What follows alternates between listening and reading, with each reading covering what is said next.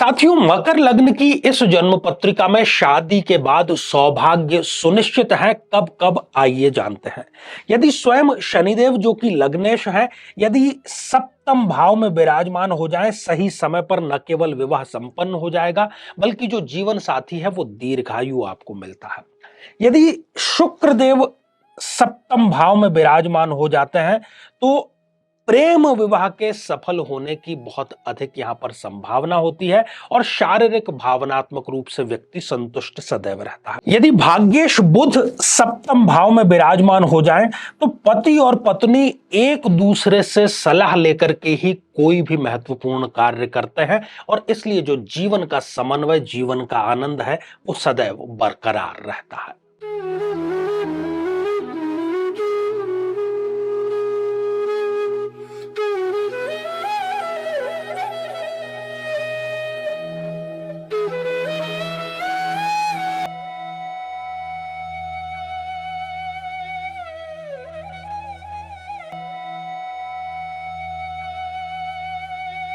तो मेरे बहुत ही प्रिय और बेहद सम्मानित साथियों, हृदय की असीम गहराइयों से अभिनंदन, बहुत बहुत हार्दिक स्वागत। साथियों, चर्चा इन दिनों हमारी जो चल पड़ी है वो प्रत्येक लग्न के बारे में दो दो एपिसोड, एक में कब सौभाग्य और दूसरे में कब दुर्भाग्य। विवाह के पश्चात क्यों ऐसा होता है और अक्सर कई लोगों के साथ में ऐसा होता है, आप स्वयं भी यदि दृष्टिपात करेंगे तो जान जाएंगे। साथियों, जो कुंडली मिलान किया जाता है विवाह के पहले, वो किस लिए किया जाता है? जब वर ने वधु को देख लिया, भावी वधु ने भावी वर को देख लिया, उसकी पर्सनैलिटी देख ली, घर वालों से मिल लिए, सारी जानकारी ले ली, तो फिर कुंडली किस लिए मिलाते हैं? क्योंकि आप वर्तमान देख सकते हैं। वर्तमान में आपने जांचा परखा है, भविष्य को आपने जांचा परखा नहीं है।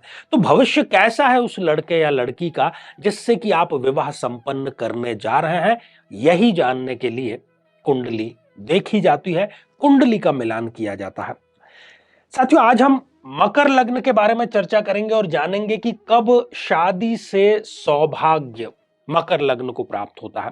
यदि अभी तक आपने अपने लग्न से संबंधित एपिसोड नहीं देखा है तो यहां आई बटन में हम आपको उसका लिंक प्रोवाइड करा रहे हैं, वो जाकर देखें, समझें और उसको अपने अनुभव में भी आप जरूर लेकर के आए।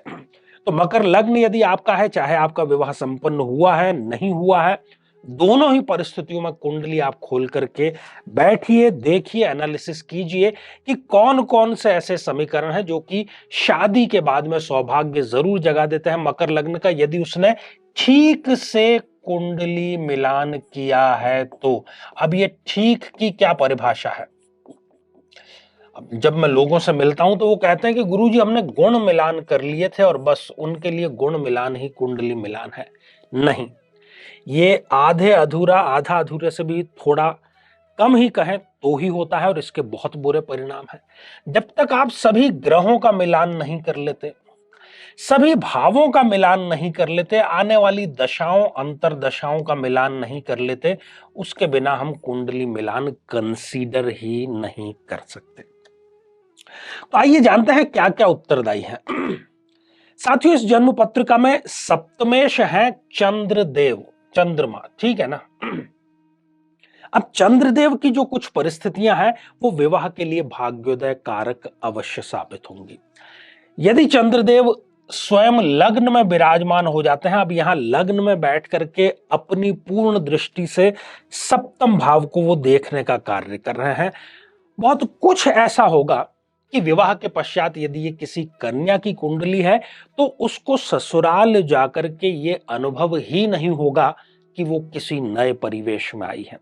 उसको पिता के बदले ससुर, माता के बदले सास, इस प्रकार से सारे एडजस्टमेंट हो जाते हैं और वो उस परिवार के लिए एक बहुत महत्वपूर्ण भूमिका भी अदा जरूर करती है। उसको मां में और सासू मां में किसी प्रकार का कोई भेद नजर नहीं आता है। सही समय पर विवाह भी संपन्न हो जाता है और यदि इस कन्या और इनके जो पति हैं वो अपने जॉइंट वेंचर अर्थात किसी साझा व्यापार में है तो वो उन दोनों के लिए ही भाग्योदय कारक भी जरूर साबित होता है। साथियों, यदि चंद्रदेव यहां अपनी उच्च राशि वृषभ में आकर के विराजमान हो जाते हैं। संतान बहुत ही शीघ्र हो जाती है, ऐसा चाहे ये पुरुष या स्त्री दोनों की कुंडली पर लागू है। प्रेम विवाह यदि संपन्न किया है तो उसकी सफलता की ये एक प्रकार से गारंटी है, और विवाह के पश्चात आकस्मिक धन योग इनको जरूर जरूर और जरूर हासिल होता है। साथ ही यदि चंद्रदेव स्वयं सप्तम भाव में विराजमान हो जाए और पूर्णिमा के आसपास का यदि जन्म हो तो कहना ही क्या। चाहे वो शारीरिक बातें हो, चाहे वो भावनात्मक बातें हो, चाहे वो आर्थिक बातें हो, चाहे वो जीवन का कोई भी पक्ष क्यों ना हो, उन सब में ये दंपत्ति जो है वो खरे उतरते हैं, बशर्ते उन्होंने कुंडली जरूर मिलान की हो और हर प्रकार के दृष्टिकोण से एक दूसरे के साथ में सुख में दुख में साथ देने वाले होते हैं। तो मैं समझता हूं कि इस स्थिति को तो 10 में से 10 भी नंबर दिए जाएं तो ही सही है। इससे कम में इस स्थिति का हम व्याख्या या बखान जो है वो नहीं कर सकते। कुछ और स्थितियों के बारे में मैं यहां पर चर्चा करना चाहूंगा, नहीं तो उसके बिना ये जो सौभाग्य वाली चर्चा है ये अधूरी ही रहने वाली है। साथियों, यदि इस जन्म पत्रिका में स्वयं शनिदेव सप्तम भाव में विराजमान हो जाते हैं, जीवन साथी दीर्घायु का होता है। जीवन साथी के व्यक्तित्व में एक ठहराव होता है, हर एक कार्य वो धीरे धीरे करता है, सोच समझ करके करता है, दूरदर्शी वो होता है और अपने शरीर का विशेष ख्याल रखता है। शायद इसीलिए वो बहुत ज्यादा यहां पर जीता है। तो बहुत ही उत्तम ये स्थिति है। दूसरी स्थिति शुक्र देव की है, जो कि स्वयं एक योग कारक ग्रह है इस जन्म पत्रिका में। यदि वो सप्तम भाव में विराजमान हो जाएं तो हर प्रकार का भौतिक सुख इस पुरुष या स्त्री को विवाह के पश्चात अवश्य मिलता है। प्रेम विवाह की भी एक प्रकार से गारंटी आपको देता है और घर में गाड़ी का या नवीन घर में गृह प्रवेश का अवसर भी विवाह के तुरंत पश्चात इनको अवश्य मिल जाता है। यदि एक और तीसरे सौभाग्यदायक और योग कारक ग्रह यदि बुध देव यहां सप्तम भाव में विराजमान हो जाएं तो कहना ही क्या। पति पत्नी जो है वो एक दूसरे के साथ में समय बिताना पसंद करते हैं। आजकल बहुत कम लोग ये पसंद कर रहे हैं। एक दूसरे को वो सुनना पसंद करते हैं। बुध वाणी का अधिपति है। यहां पर तो हम देखते हैं कि 10 मिनट भी शायद दोनों साथ में बैठने को राजी नहीं है, परंतु ये स्थिति जो है वो उसके लिए बहुत अच्छी। और साथ ही जो विदेश यात्रा है वो भी बुध इनकी जरूर कराता है। पर्यटन के ये दोनों शौकीन होते हैं और नियमित रूप से विदेश यात्राएं इनके जीवन का एक हिस्सा बन जाती है। तो सारे जो सुख के साधन है वो इन स्थितियों में सटीक बैठ जाते हैं। तो ये जो सारी स्थितियां हैं ये मकर लग्न के लिए शादी के बाद में सौभाग्य जो है वो प्रदाता होती है। और आगे भी जो श्रृंखला ये हमारी जारी है, क्योंकि अभी कुंभ लग्न और मीन लग्न के बारे में चर्चा करना हमारा बाकी है।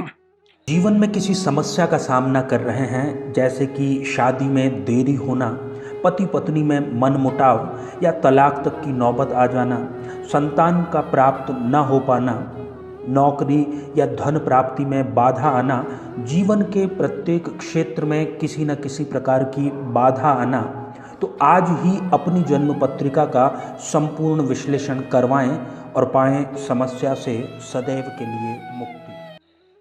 तो साथियों, अब समय हो चला है आप लोगों के कमेंट्स को शामिल करने का। और पहला ही जो कमेंट है ये अर्पिता यादव जी ने लिखा है कि फिश को भोजन दिन में देना है या सूर्य अस्त के बाद। फिश मतलब आप मछलियों के भोजन की बात कर रही हैं। तो मछलियों को जो आपको भोजन प्रदान करना है वो संध्या काल के आसपास कर सकते हैं आप, जिसको हम की गोधूली वेला कहते हैं। साथियों, अगला कमेंट हमारे नियमित दर्शक सोनम मोयल जी ने लिख भेजा है। सादर प्रणाम आचार्य जी। तो सोनम जी, आशीर्वाद हृदय की असीम गहराइयों से आपको भी।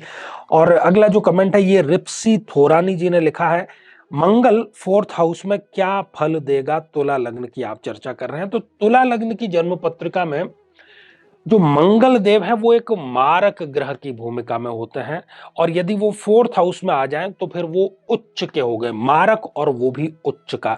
तो ये माता से मतभेद कराते हैं, भूमि भवन से संबंधित या जो भौतिक संसाधन है उनसे वंचित करने का कार्य करते हैं, खासतौर पर अपनी दशा अंतर दशा में। साथ ही ये जातक को मंगली भी बनाते हैं तो कुंडली मिलाए बिना और खानदान देखे बिना विवाह इनको संपन्न नहीं करना चाहिए।